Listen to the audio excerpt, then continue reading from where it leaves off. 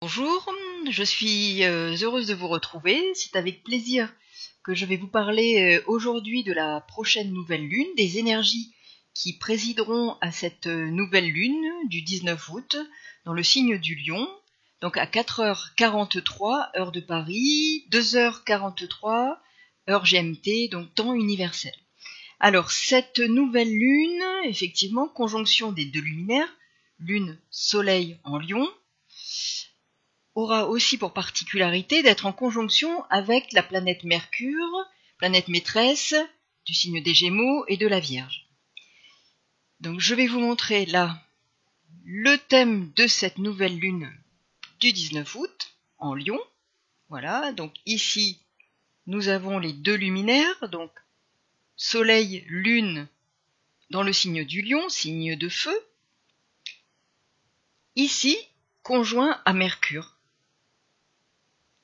Nous avons par ailleurs ici donc cet amas planétaire, donc cette nouvelle lune en quinconce avec Saturne et Pluton qui se trouvent en Capricorne. Donc ce qu'on peut observer déjà, c'est que le maître du Lion, le Soleil, est en domicile avec cette nouvelle lune, que le maître du Capricorne, Saturne, est en domicile en Capricorne, Mars, qui est au carré de l'amas planétaire en Capricorne, est aussi en domicile dans le signe du Bélier, et il forme d'une part donc un carré ici avec Saturne-Pluton en Capricorne et un trigone avec la nouvelle lune. Et puis, autre planète qui est en domicile, bien sûr, depuis un moment, Neptune en Poisson. Donc nous avons Mars en Bélier en domicile, Neptune en Poisson en domicile, Saturne en Capricorne en domicile, Soleil en Lion en domicile. Mercure, donc effectivement conjoint, Vénus, planète maîtresse d'Uranus qui se trouve en Taureau, est en Cancer, opposé à Jupiter. Donc j'y reviendrai. Alors, cette nouvelle lune est intéressante à différents niveaux. Alors c'est vrai que on le dit à chaque fois, les nouvelles lunes, les pleines lunes sont des moments clés, des moments importants au niveau énergétique dans un processus, un cheminement, un processus d'évolution. D'événements, un processus d'évolution personnelle, un processus d'évolution qui nous concerne tant au niveau effectivement personnel, intime, mais aussi dans notre environnement et au niveau mondial également. Alors cette nouvelle lune, donc 4h43 heure de Paris, 2h43 heure GMT, est effectivement marquée par les signes de feu. Nous avons là un beau trigone entre Mars et la nouvelle lune, et par ailleurs un carré de ce Mars à l'amas planétaire en Capricorne. Donc la nouvelle lune se situe effectivement en Lion, dans ce signe de feu, qui a des valeurs de rayonnement, chaleur. Effectivement, ce qu'on peut aussi noter, c'est générosité, authenticité, vérité. Donc des choses des valeurs sur lesquelles je vais revenir. Donc la nouvelle lune est en conjonction à Mercure, est au trigone donc de Mars en Bélier. La nouvelle lune est au quinconce 150 degrés, avec un écart de plus ou moins 3 degrés qui est accepté. Cet aspect est un aspect ambigu, que l'on dit ambigu. C'est un aspect qui parle d'hésitation, mais aussi qui nous engage à ne pas reporter au lendemain ce qui doit être fait. Donc nous verrons qu'ici, il s'agit d'action et il s'agit aussi de mettre en œuvre une dynamique qui est puissante dans des signes de feu, des volontés qui vont s'exprimer puissamment. Le Bélier est un signe volontaire, le Lion également. Nous avons là des signes de feu qui manifestent de nombreuses réactions potentiellement pour être dans l'action. Mars, lui, est au carré de Saturne et de Pluton. Donc Mars, le valeureux, le courageux, va dans le signe du Bélier vouloir monter au créneau pour défendre ses idéaux et s'attaquer, là, aux détenteurs d'une forme de pouvoir, d'un pouvoir politique, par exemple, d'un pouvoir économique, d'un pouvoir financier. Il peut y avoir un côté naïf avec Mars en Bélier, un côté un peu enfantin. Il fonce à la manière d'un enfant face à de vieux briscards, que peuvent être Saturne et Pluton, qui connaissent la musique et qui œuvrent et manœuvrent dans l'ombre. Dans ces champs-là, Pluton parle aussi de la corruption et de travers qui apparaissent de plus en plus au grand jour. On le constate dans de nombreux pays, là encore, le Liban, l'Espagne, avec le roi d'Espagne. Nous voyons aussi apparaître de plus en plus qui existaient dans l'ombre, mais qui apparaissent de plus en plus à la lumière. Mercure, par ailleurs, ici évoque la communication. Il est en conjonction, je le rappelle, avec cette nouvelle lune, conjonction à la lune et au soleil en Lion. Cela parle d'une communication qui se veut franche et en quête de vérité en Lion, à l'appui de la lune et du soleil qui exprime aussi ce besoin. La lune exprime un besoin haut et fort avec intensité dans ce signe de feu. Mars, au trigone de la nouvelle lune et de Mercure, renforce cette question d'action portée par un besoin puissant de clarté et de vérité. Le carré de Mars aux planètes lourdes laisse penser quant à lui à plutôt de la brusquerie, de la maladresse dans l'expression de ce besoin et des réactions pas toujours très bien maîtrisées et contrôlées, qui peuvent faire l'objet, là, de répressions sèches, froides, dures, empreintes de raideur, voire de culpabilisation avec cet amas planétaire en Capricorne. L'incompréhension est possible. Nous avons effectivement un quinconce de Mercure à cet amas planétaire. Les questions de pouvoir vont se poser, et de deux formes de pouvoir. Celui de la population, nous avons la Lune et le Soleil en Lion, le pouvoir généreux, la chaleur de la vie humaine, contre celui des États, du pouvoir de la finance, du pouvoir économique. Et là, ces deux formes de pouvoir peuvent s'opposer. L'un est fondé sur le cœur. Nous avons effectivement Soleil, Lune en Lion, sur les émotions, l'affectif, la sensibilité. Contre l'autre pouvoir établi sur la manipulation, la peur, Pluton, Saturne, pour maintenir leur pouvoir et l'étendre, avec Jupiter conjoint à cette conjonction Saturne-Pluton. La Lune reflète la lumière du Soleil. Là, dans le cas d'une nouvelle Lune, la Lune est obscurcie. On ne la voit pas. Cette lumière souffre de froideur alors qu'elle éprouve le besoin de chaleur d'autant plus en Lion. Elle éprouve le besoin de bien-être, de joie, de lumière dans ce signe. La confiance est recherchée. L'audace peut s'exprimer alors, avec notamment ce trigone à Mars. Le courage, Lion, trigone à Mars en Bélier. Le besoin de loyauté pousse à vouloir comprendre. Mercure est en Lion.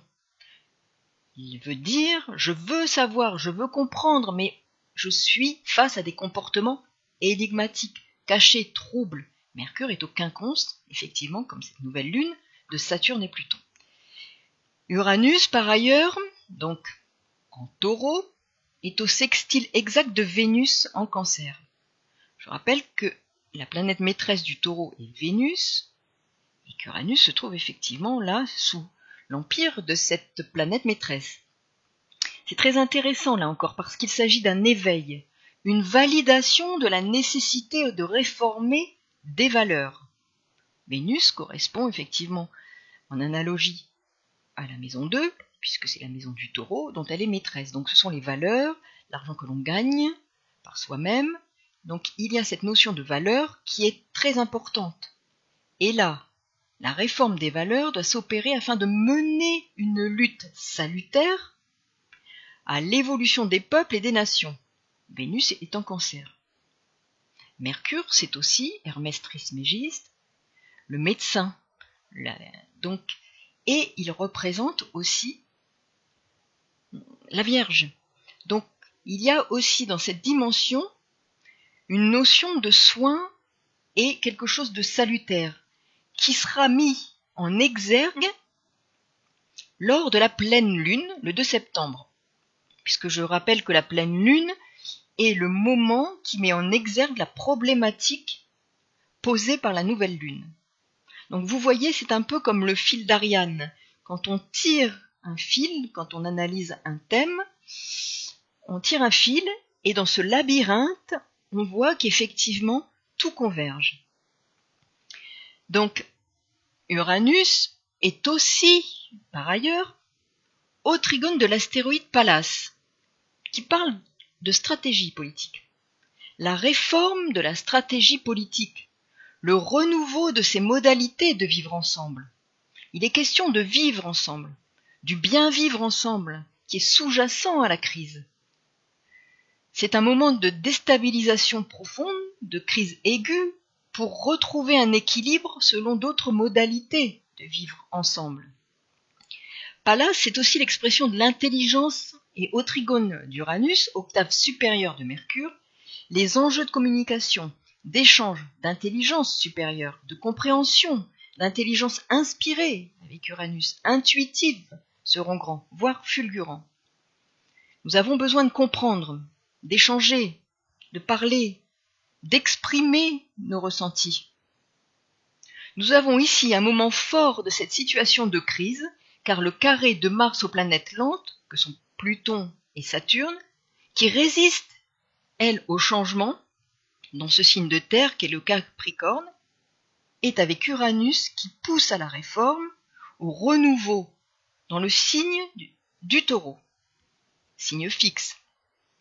Uranus en Taureau, signe en analogie, comme je le disais, avec la maison 2, parle des ressources personnelles, de l'argent que l'on gagne par ses propres moyens, de la nourriture, de l'alimentation.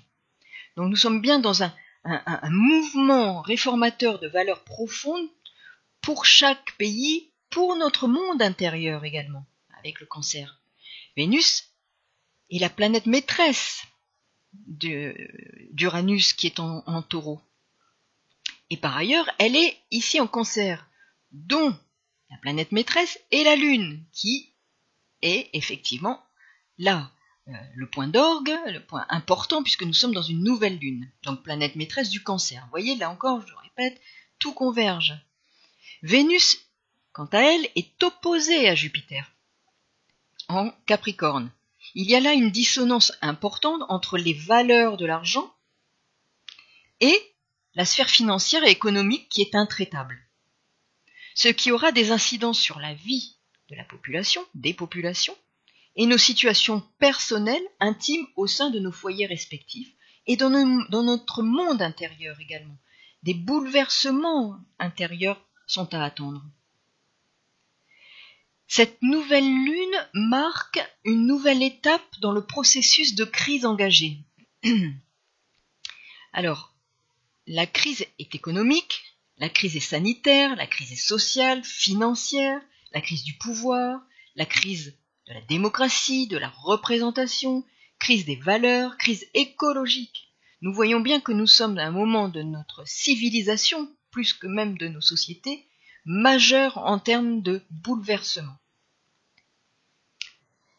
La notion de crise est intéressante parce qu'effectivement, au niveau étymologique, elle renvoie au mot latin au niveau crisis, signification de manifestation violente, brutale d'une maladie. C'est le moment le plus fort d'une maladie. Par ailleurs, en grec, crisis signifie jugement, décision. La crise correspond à un moment clé. Et ce qui est intéressant de voir, c'est que, effectivement, ça correspond à un moment clé. Donc, clé, signes cardinaux, Bélier, Capricorne, deux signes cardinaux, ce qui signifie charnière, passage d'une étape à une autre. Mars se trouve en Bélier et Saturne, Pluton, Jupiter en Capricorne, deux signes cardinaux qui parlent effectivement d'un moment clé qui signifie une crise, et par ailleurs de passage d'un état à un autre. Et de surcroît, Mars, Pluton sont les deux maîtres du Scorpion, correspond à et aussi de la maison 8, celle des crises et des transformations. Vous voyez, là encore, tout se recoupe. La crise correspond à un moment clé, donc à un moment charnière, signes cardinaux, à un moment où, en quelque sorte, tout doit se décider. Nous avons Mars en Bélier. Le Bélier est un signe de décideur, de meneur d'hommes, avec Mars qui est volontaire, qui exprime une volonté d'action. D'une certaine façon, la crise renvoie à la fois à l'idée de douleur, mais d'opportunité. Donc nous sommes là, effectivement, dans ce passage qui se préfigure, qui est en cours, qui annonce effectivement certainement des douleurs, mais une opportunité. La crise est comme une étape, effectivement. En psychologie, la crise est considérée comme cruciale dans le processus de développement de l'individu, d'individuation aussi. Les crises apparaissent comme des étapes de processus d'évolution, tant personnelle que mondiale, que collective. Et là, nous sommes effectivement dans cette phase-là qui est très significative, avec des acteurs en place, je répète, Mars en Bélier, donc signe cardinal, en Capricorne, signe cardinal, cet amas. Vénus est aussi, elle, dans ce signe cardinal, qui est le signe du Cancer, dont le maître est la Lune. Vous voyez, je répète, tout converge. Nous sommes dans cette phase de basculement qui est très importante à percevoir, tant au niveau personnel que collectif. Et là, Mars, je le répète, est en Bélier pendant 6 mois, jusqu'au début janvier 2021. Donc nous sommes vraiment à cette phase de crise importante qui va s'accentuer, mais pour effectivement un salut, quelque chose de salutaire sur lequel il faut s'appuyer. Mars, je le répète, est dans cette nouvelle lune au trigone de la nouvelle lune. Donc il faut s'appuyer sur le courage de Mars, qui peut s'exprimer parfois maladroitement dans ce signe et de façon virulente, toutefois pour engager ce processus et pour renforcer ce processus d'évolution qui est important parce qu'effectivement, je rappelle aussi, le Bélier est ce signe d'expression de soi, d'individuation, et il faut pouvoir exprimer son point de vue dans un contexte qui peut ne pas le favoriser.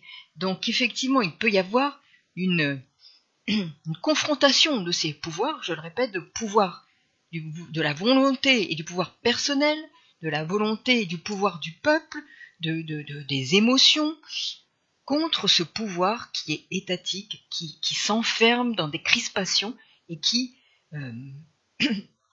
verrouille l'expression de ces émotions et de cette volonté des nations et des émotions personnelles.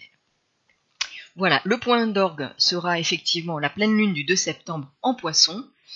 J'y reviendrai à ce moment-là. Je vous souhaite une bonne période de nouvelle lune et à très bientôt pour évoquer effectivement cette prochaine pleine lune du 2 septembre.